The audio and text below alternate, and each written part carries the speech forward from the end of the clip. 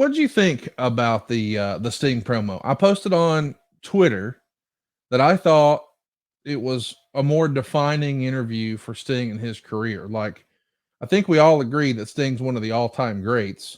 And I think that promo that he did was not only my favorite Sting promo of the AEW era, but I would put it up there with almost any interview that Sting has done. And I know online there was a lot of people saying, well, right after Fall Brawl in 1996, and I get that. But when you talk about iconic Sting promos, I think that's going to be on the short list of those identifiable and iconic Sting promos. You saw a lot of great stuff from Sting over the years. What'd you think?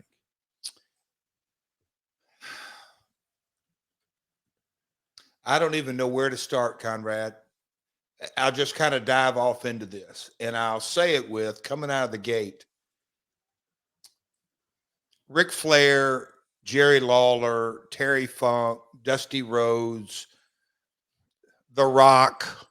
When you think about those guys, I think you immediately go, oh man, you remember this promo, Hard Times, or do you remember so-and-so, so-and-so?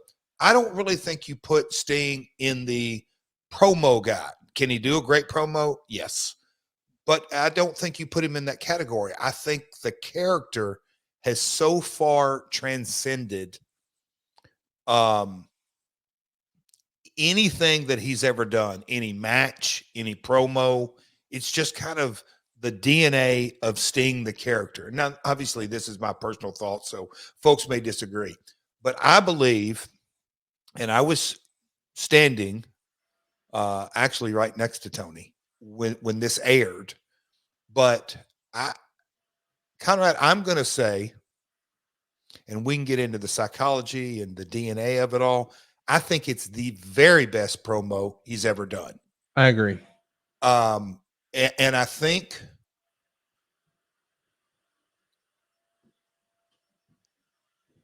I got to be careful because I don't want to say blur the lines, because there was no blurring of the lines. Sting is going through a real life situation with the passing of his father. And when you have those kind of emotions, raw and he touched on about his own mortality. I've had those exact same thoughts. With the passing of my father, Sting started in '85. Here we are, almost 40 years. The identity of who Steve Borden is, I truly believe that Steve is really ready to close the book on his wrestling career. Now, I may be wrong, but my gut tells me in a lot of ways, Sting and that promo was his final. God, that's why I feel this can be kind of be so shallow, but it's like Sting's final babyface promo that was heartfelt. Nobody had to be convinced if he really, really meant those words or if that was a wrestling promo.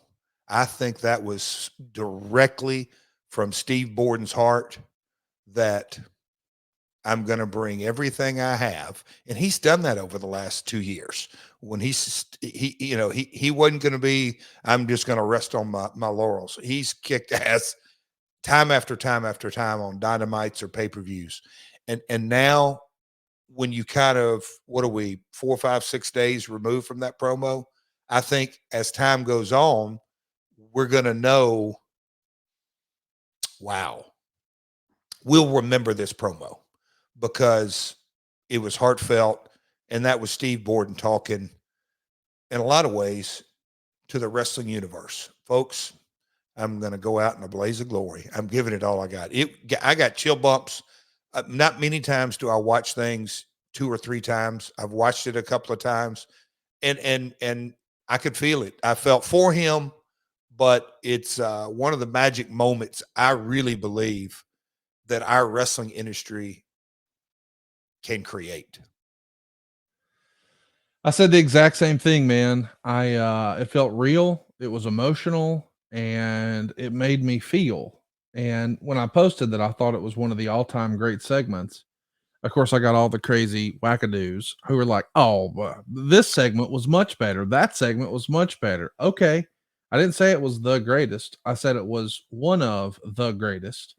And he is one of the greatest. And I think as you rattled off all those famous talkers and their famous promos, I do think, and I realize this is less than a week later, but when people talk about Sting 10 years from now, they're going to talk about that promo. People are going to remember that promo. And it was because it was real. You know, the inclusion of the son, the information that we didn't have about his father, and certainly thoughts and prayers with the real life Borden family. But I just thought, man, this was a badass segment. And I texted people to say that. Then I was like, wait a minute, let me share that thought with the world, and tweeted it out. And of course, here comes some tribalism, silly nonsense. But if you're a Sting fan, I don't know how you couldn't have been. If you're a wrestling fan, I don't know how you couldn't have sat up and taken notice. I think it's one of the better segments in AEW history. Mhm. And I know that Eric has been, adamant that, oh, there's no story. Well, the story is that it's Sting's last match. And on some level, a friend of mine, who I'm pretty good friends with, said when I was getting ready to do Rick's last match, "Hey, man, you don't need to announce it. It's Ric Flair and others. People want to come to this because it's Ric Flair's last match. Doesn't matter who the opponents are." Now, of course, we did our job in trying to make sure that it was clear who to cheer and who to boo and all that jazz. And I'm sure behind the scenes, they're having similar conversations. There's probably old school people who are like, "No, I can't lose my last match." And then there's other people who are like, "Wait a minute, Rick can't lose his last match." I'd probably imagine that same conversation's going on with Sting right now. But I felt like the story is about Sting. Oh, It's not God. about who the opponents are. It's about Sting. And we never saw him peel behind the curtain and show you exactly who he really was with his sons, a conversation about his dad, and just the personal side of this superstar character. And I feel like, when you take a look at Sting, he does feel like this vigilante superhero. And if you have a story like a superhero would tell, you've got to have some backstory. And, there's always a backstory for the Supermans and the Batmans and all that. Well, we have some of Sting's backstory going into this match now that we previously didn't have. And I just thought it was really well done. I'm excited. I hope you'll make plans to join us in Huntsville tomorrow, AEWTIX.com. We're going to see Sting on TV once or twice, maybe between Wednesday and Saturday. But if you're in Huntsville, you won't miss him. AEWTIX.com. And coming up this weekend, there's still a handful of tickets available. There will be some more production kills, or just do what I'm going to do. Enjoy it from home, live on pay-per-view. It's Revolution, or as I'm calling it, Sting's last match. We know now that Orange Cassidy will be taking on Roderick Strong for the AEW International title.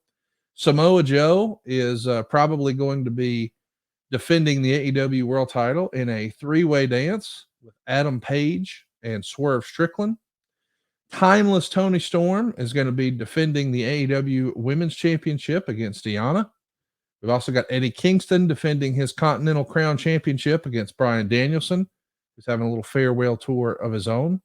Will Ospreay will make his AEW full-time pay-per-view debut against Takeshita. Watch out for that one. That could be a show stealer. Christian Cage will be defending his TNT title against Daniel Garcia. I can't believe this is a thing, but they're calling this match Meat Madness. Lance Archer, Powerhouse Hobbs, and Wardlow. We've also got FTR taking on John Moxley and Claudio Castagnoli. They have unfinished business from this past week. But of course, the main event, while everybody is really there, Sting's last match. Sting's bringing his pal Darby Allin and the tag title. Sting is undefeated in AEW, finally tasting AEW gold, his first attempt, and he got it. Will he be successful in his defense against, I guess, maybe the most decorated tag team in Wrestling Observer history, Matthew and Nicholas Jackson?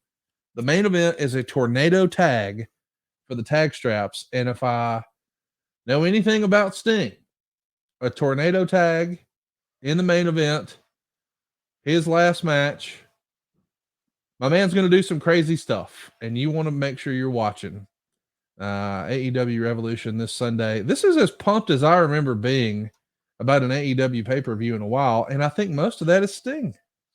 Well, you know, I was sitting there as you were thinking all that, and my mind drifted in this direction. And Conrad, I know you're not the biggest country music fan, but are you aware of Toby Keith's last performance and the song and the story behind it all? No. Don't Let the Old Man In. No. So I'll if you don't mind, I'm going to tell a little story, but I'll tie it back into Sting. So a couple of years ago, that movie that Clint starred in, and I forget the name of the movie already, but Toby and Clint were playing golf, and I think Clint's in his early 90s, late 80s, early 90s at the time. And Toby asked him, he's like, "Damn, Clint, you're out here playing golf, and we're sitting here talking, and tomorrow you're you know, starting to direct this movie, and you're in the movie, and I just heard you on the phone, and you've got another project coming up down the road, and we had breakfast this morning, and you're talking about another business adventure. How do you do it at your age?" And Clint told him, "Hey, bud, you just can't let the old man in." And so Toby took that line and wrote a song, and it was it was used as part of the soundtrack of that movie. And then, you know, that song didn't get radio play, but I mean, it was in the movie. Now here, years later, he gets diagnosed with cancer, fights it, get to feeling better. He does the 2 shows in Vegas. I think it's the People's Choice Award, but really his very last performance to a real global audience, the producer wanted him to sing that song, and he sang that song. And just kind of, I mean, you can't write this, you can't plan this, you can't script this. That's why it just the convergence that he wrote that song really about Clint, and it's really crazy, ironic convergence, if you will, that's the last song that he performed before he passed to a global audience. Don't Let the Old Man In. And then I think about, it's tragic, it's sad, but it's part of life. Last time I really had I'll say an in-depth conversation, me and Sting were sitting together in catering, and we had talked about the aging process. You know, my father's passing and what his mother and father have been through, and just other things. And I won't get into all that, but we had kind of had that in-depth conversation about the transition of life. And, you know, neither one of us is spring chicken. He's got a few years on me, but just how the timing of it all. And his dad passes away, and I don't want to get too out of bounds here, but just the emotion he felt, because Sting he's given his life to this industry. So his last promo and the timing of it all, I just think life, if you can kind of take a step back and take it all in and just kind of let life happen on life's terms, it can really be a beautiful thing. The name of the movie you're talking about is The Mule. Go out of your way to see Clint Eastwood in that movie. The Mule, it was pretty good, and I certainly am going to go listen to Don't Let the Old Man In. I saw the movie, but I was thinking you were going with another Toby Keith song. Ain't as good as I once was. Yeah, I thought that's where you were going, because when we were doing Sting's last match or Rick's last match, I was thinking, hey man, maybe we should reach out to Toby and get him to agree to let us use that as a soundtrack for one of Rick's training montages. But I love that you were able to sort of stitch it all together there, you know, talking about your friend Toby and your friend Steve. Yeah. Watch the YouTube video of him. I'll get choked up thinking about it. That video, now in hindsight, it is powerful, knowing that's the last time he stepped on stage. It is a powerful, powerful piece of video to watch.